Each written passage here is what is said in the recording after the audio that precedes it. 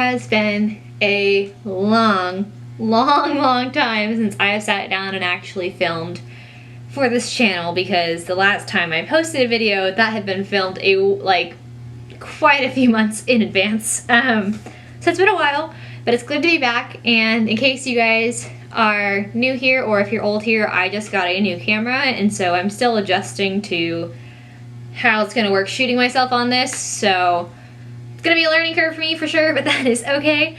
But, so in other words, I'm gonna apologize now if at some point it goes out of focus, or if the audio quality is slightly different from what it was before. We're trying new things, hoping for the best. But yeah, it's been a long time since I've seen you guys and since I've talked to you guys, and I hope that you're all doing well. I hope that the rest of 2020 went somewhat well, if not better than the first half for you guys, and I hope that 2021 is starting off good for you guys as well. Today I want us to continue our series in Ecclesiastes, and we left off, I think, at least 3 months ago, if not more than that, in Ecclesiastes 2. So we're going to be picking up in Ecclesiastes 3 today. But as usual, again, if you're new here, you wouldn't know, but if you're old here, you know the drill. We have to start with our tea of the day. And today I'm very excited to fangirl because I am using my Delft mug. Also, I'm really hoping that this focuses. I'll try and put it closer. That probably won't work, but I'll try. But it's Delft, and I'm Dutch, so I think Delft is really cool. But I'm excited that, it's adorable. Really hoping doing that didn't just put me out of focus. But I'm having Stash's Earl Grey tea today. It's just regular bag tea because it's easy and fast, and it would fit in that type of cup. So yeah, before we dive in though, I just want to read a portion of Psalms like we usually do. Today I chose Psalm 62 for our Psalm of the day, and Psalm 62 says, "I wait quietly before God, for my victory comes from him. He alone is my rock and my salvation, my fortress where I shall never be shaken. So many enemies against one man, all of them trying to kill me. To them I am just a broken down wall or a tottering fence. They plan to topple me from my high position. They delight in telling lies about me. They praise me to my face, but curse me in their hearts. Let all that I am wait quietly before God, for my hope is in him. He alone is my rock and my salvation, my fortress where I will not be shaken. My victory and honor come from God alone. He is my refuge, a rock where no enemy can reach me. O my people, trust in him at all times. Pour out your heart to him, for God is our refuge. Common people are as worthless as a puff of wind, and the powerful are not what they appear to be. If you weigh them on the scales, together they are lighter than a breath of air. Don't make your living by extortion, or put your hope in stealing. And if your wealth increases, don't make it the center of your life. God has spoken plainly, and I have heard it many times. Power, O God, belongs to you. Unfailing love, O Lord, is yours. Surely you repay all people according to what they have done." And before we dive into Ecclesiastes 3, I just want to say a quick word of prayer. So if you guys bow your heads with me. Lord, thank you for today. Thank you for everything you've given us. Thank you for giving us exactly what we need in this moment. Thank you for being enough for us regardless of what's happening in the outside world or in our own personal lives. Thank you that you alone are enough to sustain us, and that you know what our troubles are, and you know what the solutions to those problems will be, even if we can't see a solution at this point.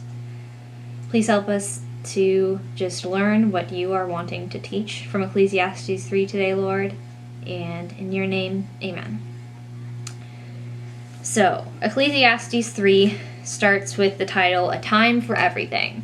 So starting in verse 1, Ecclesiastes 3 says, "For everything there is a season, a time for every activity under heaven, a time to be born and a time to die, a time to plant and a time to harvest, a time to kill and a time to heal, a time to tear down and a time to build up, a time to cry and a time to laugh, a time to grieve and a time to dance, a time to scatter stones and a time to gather stones, a time to embrace and a time to turn away, a time to search and a time to quit searching, a time to keep and a time to throw away, a time to tear and a time to mend, a time to be quiet and a time to speak, a time to love and a time to hate, a time for war and a time for peace." And I think that this scripture is so important because it reminds us how vital it is to enjoy the current season of life that we're in, because it's always changing. There's a time for everything, whether, like it says, whether it's grieving or dancing or tearing down or building up, there's a season for everything. And until we can recognize that, I feel like it's a lot more difficult to be content with where we are, because we keep asking, when is this going to end? Or this is going to end at some point. How can I make the best of it while it's here? Whatever type of thinking you are. And I think it's just really important for us to remember that there is a time for every season, and that everything is going to come to pass at some point, regardless of whether it's a good thing or a bad thing. Time is not going to stop. And if we are constantly thinking about the future or thinking in the past, we're not ever going to be able to enjoy the current moment we're in, because when we get to that, for example, let's say you're dreaming about accomplishing this thing in the future. What you don't realize is that when you finally accomplish that thing, you'll be focused on accomplishing the next thing, the next best thing. And when you do that, you're never going to be living in the moment. You're always going to be living for this future thing that does not exist where you are right now. You're never going to be living where you are right now, because that future thing is never going to be able to be reached, because then it'll be a new thing you want or a new goal you want to reach. You're never going to get to that point of, I'm content with life now, unless you choose to be content in the moment. I think something else we need to remember, especially as Christians, is that while it's really easy to live in and dream about and plan for the future, we can't ever fully plan for what God is going to give us. And I think, obviously, the pandemic in 2020 showed a lot of people that, but I think it's important for us to remember that we can never be content with where we are unless we surrender and trust in the assurance that God will bring what His will is to pass. We may not know what His will for our life is yet. We may not know what all of His will for our life entails. We may be given glimpses, but we may not see the full picture.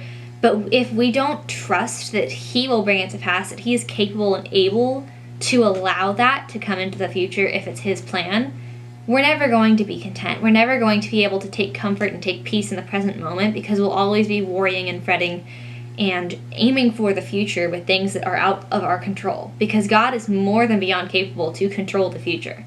And I suppose one of the reasons I wanted to talk about this specific topic today is that I know that the new year it's a little after New Year's, but it's still a new year, and a lot of times that's when we begin to plan new goals or begin to implement goals that we started planning months ago. But I just want to encourage each of you to surrender the need to fix, control, plan out your life, and surrender that to God, because frankly, things are usually a lot better if you just let Him handle it. It may seem scary to surrender that control, and that's not saying that you are completely let off the hook. I'm not saying to just stay where you are and make no effort to be better. That's not what I'm saying at all. I'm just saying be open to God changing that plan. Be open to God changing the timeline. Be open to God radically shifting your perspective and shifting what that end goal is, rather than you being so focused on what you planned and sticking to the plan and sticking to point A, B, C, D to get there. Because He might say, well, I know you're on step B, but I want you to go over to F, and I want you to just jump over all the other next steps you have planned. Just take that leap of faith and trust me.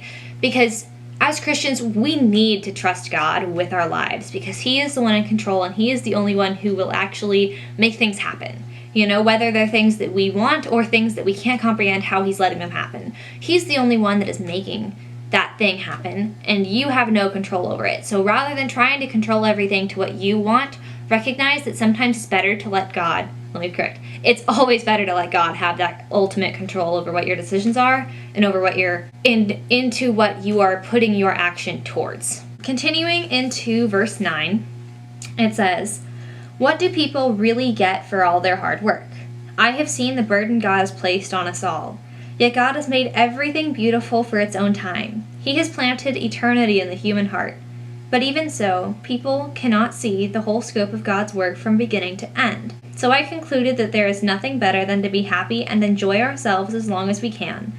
And people should eat and drink and enjoy the fruits of their labor, for these are gifts from God. And I know that whatever God does is final. Nothing can be added to it or taken from it. God's purpose is that people should fear Him. What is happening now has happened before, and what will happen in the future has happened before, because God makes the same things happen over and over again. And I just ended at verse 15. But I want to go back up to verse 11 for a second, because it's important for us to remember that God makes everything beautiful in its own time, in His own time. You may be trying to accomplish this thing or that thing, or maybe you're trying to get prettier or healthier or whatever. Or maybe you are trying to make your life more aesthetically pleasing and prettier and whatever. Recognize that life, first of all, is never going to be pretty. That's a myth. Life is just, it's chaos, but it's beautiful chaos. So embrace that. But also recognize that God makes things beautiful in time, in His time. And it may not be your timeline that you can accomplish these goals that you're setting out for yourself, or these beautification things that you are setting out for your life. But recognize that God makes everything beautiful in its own time, and He has ultimate control over when things do. I was essentially, if I'm remembering where I left off correctly, I was essentially just reminding each of us that God's timeline and His plan for our lives and His purpose for our lives is better than anything we could plan on our own. And until we can accept that happily, we're going to be in a world of hurt when things go wrong, when things don't go according to our plan. Because our plan and God's plan are usually not the same thing. Maybe there will be aspects that overlap, but usually our timeline and His timeline, or our plan in general and His, are not going to be the same, and that's okay.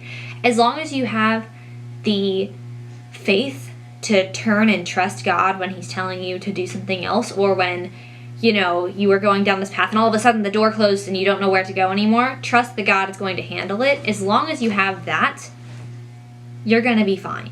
God will work everything out and make everything beautiful in its own time. And the later part of this verse, that again says that people cannot see the whole scope of God's work from beginning to end, is a reminder to us that we cannot know His entire plan for our lives from the beginning. That's just not how it works. There's always this quote that goes around saying that you need to have the faith to take the first step and not see the whole pathway. You're in the woods and it's a foggy trail and you're still walking, but you can't see very far in front of you. That is what our faith is like. And if you are scared of that, if you are unsure of, do I go down or not, it's because it's foggy and it looks scarier and there's this other really open path, trust God to go where He's calling you. Have a good enough relationship with God and a strong enough faith to jump when He tells you to jump. Obviously, be a little bit careful and make sure you're not doing anything stupid. Like if there's a van of people and they're telling you to get in the van because it's God's plan for you. Like, be a little careful. Don't, just be careful. But hopefully that makes sense. If God is telling you, and you've prayed on this a lot, you've earnestly been praying and seeking out what God's final answer is on a subject, and it feels strong how you initially were feeling about it, trust that and go with it. Run with it. Because if you aren't following God's plan, you're following yours, and that, trust me, is going to hit a lot of potholes along the way. So, I also wanted to just highlight verse 15, where it says, what is happening now has happened before, and goes into that, because I think something, especially as Americans, that we tend to forget in politics, is that, I'm gonna use Biden as an example. Whether you wanted him to be in or not, whether you wanted Trump to win or Biden to win, whatever, no matter what your reaction to the outcome of this election was, or the outcome of your state election, depending on what states you're in, that type of thing, recognize that this situation has happened before. There's been somebody else who has had a president elected that they didn't agree with, and it's been okay. There has been somebody else that was just shocked that something could happen that did, and it was okay. Remember that ultimately God has control over who is elected and who is not. And while sometimes it doesn't make sense to us why someone was elected or why someone was not elected, God ultimately has it all under control, and He's the one that's going to have victory in the end, and we can take comfort in that. We can take comfort in knowing that, hey, I don't get what's happening, but God does, and that's all that I need to know. Before we dive into verse 16, I also just want to say that we can take comfort in the fact that God knows the plan. We don't know the whole plan, and that can be scary. The unknown is a absolutely horrifying thing to us humans, because we need to know what's going on.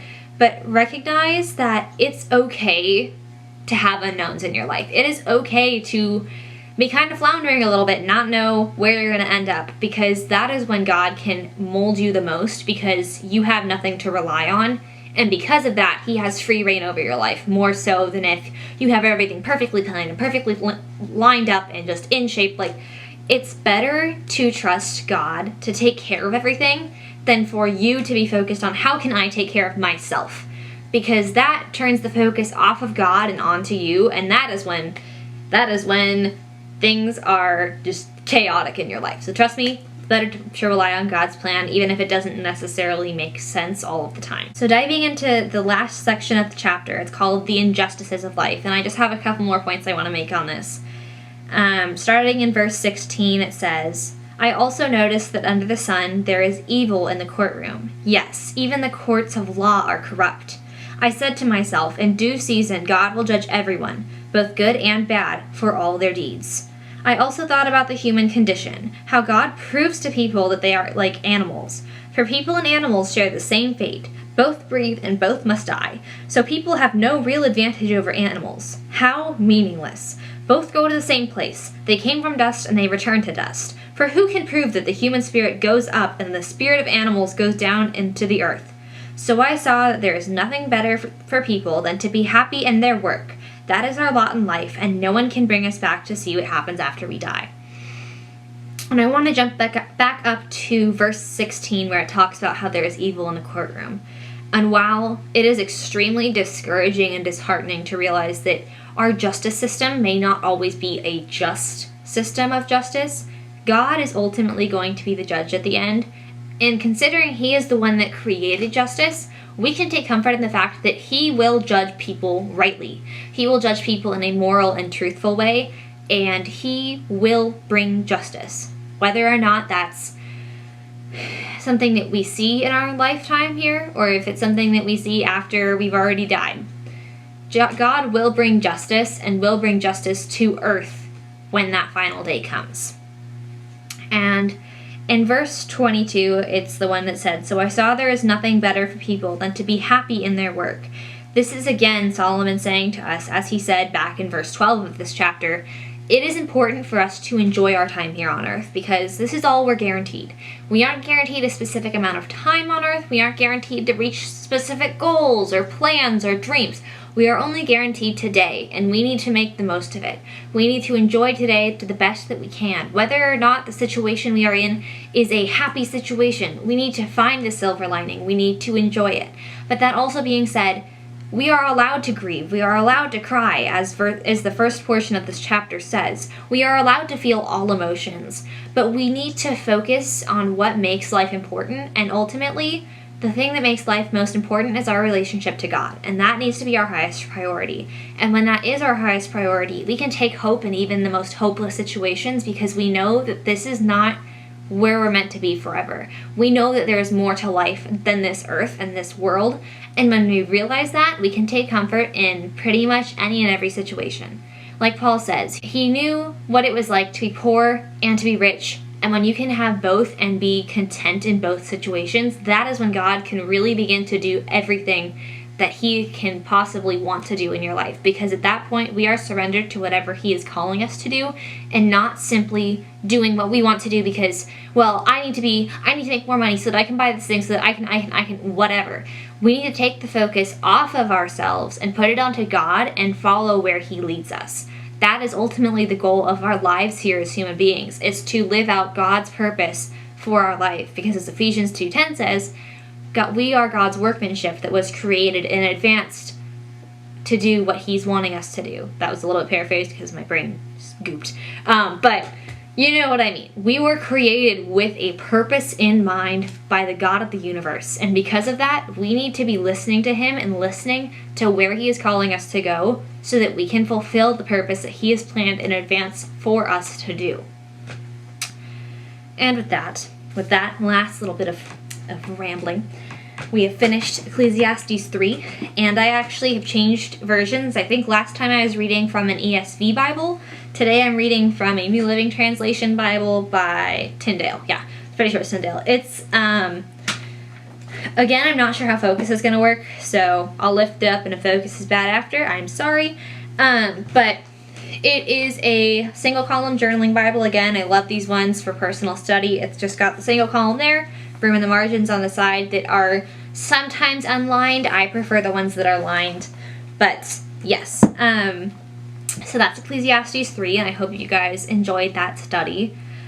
I do want to try to be more consistent. Just life has been a little bit hectic lately, as I'm sure it has been for a lot of us.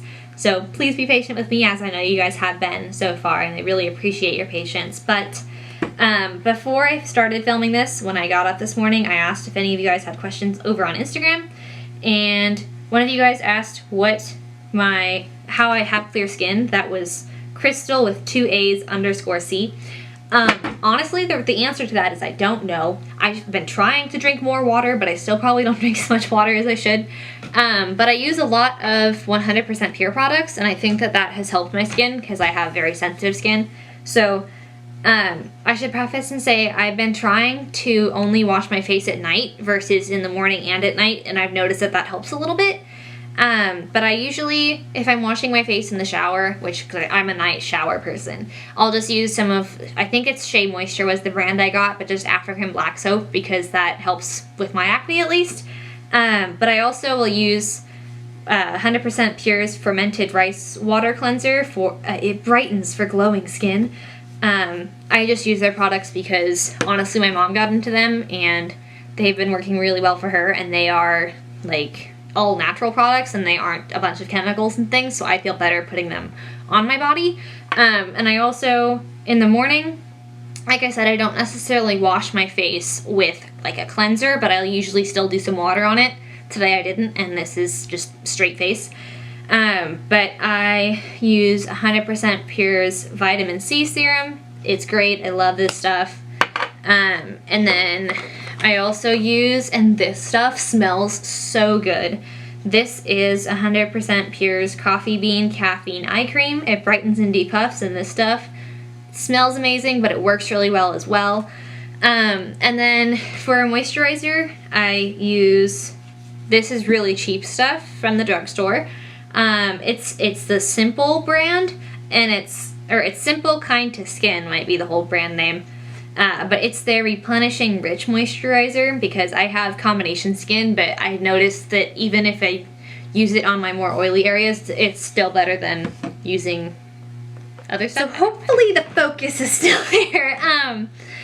But yeah, I'm sorry for a lot of the rambling today, but I just want to thank you guys if you have stuck around for this long, and again, just thank you guys for your patience with me because I know my posting has been absolutely sporadic.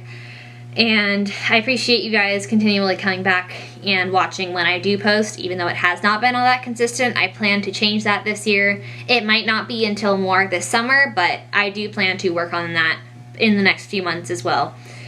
And yeah, if you guys enjoyed this video, please feel free to give it a thumbs up. It does help the all-powerful YouTube algorithm to share this video with other people who may be interested in this type of content. And if you know anybody personally who you think would benefit from this study, please feel free to send that to them. If you guys are interested in these types of videos where we get corny and drink tea and talk about Jesus, please feel free to hit that subscribe button. And yeah, if you guys want more frequent content from me, please feel free to follow me on Instagram, which is @t.and.god, or check out the link in the description to the written blog, which I am also working on a different platform, so I'm working on it, and right now the old website is kind of just sitting because I'm not done with the new one. But anyways, I'm rambling. I hope you guys enjoyed this video, and if nothing else, I hope you guys remember how loved, cherished, and precious you are to the God that created you, and I will see you guys sometime soon in the future. Bye guys!